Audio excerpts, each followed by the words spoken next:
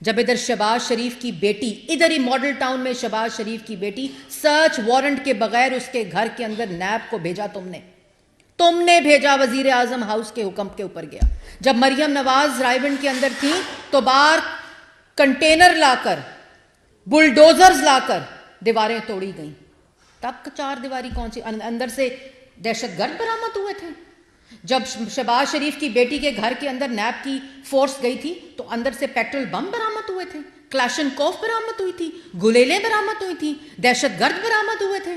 اور کراچی میں جب ہم سندھ میں گئے تو کراچی کے اندر جس وقت تم نے مریم نواز کے بیڈ روم کے اندر پولیس کو بھیجا اور اہلکاروں کو بھیجا سرچ وارنٹ کے بغیر، بیڈ روم کے اندر، اس کے بیڈ روم میں نیب میں کیمرے لگوائے، تمہیں چار دیواری کے تقدس کا پتہ ہے کہ کیا ہوتا ہے؟ لیکن جو اپنی بیٹی کو قبول نہ کرے اس کو چار دیواری کا کیا پتہ؟ جو چار دیواری کے اندر اسلحہ رکھے، کلاشن کوف رکھے، پیٹرول بم رکھے، غلیلیں رکھے، پتھر رکھے، اس کو چار دیواری کے تقدس کا کیا پتہ؟ وہ تو دہشت گرد ہے۔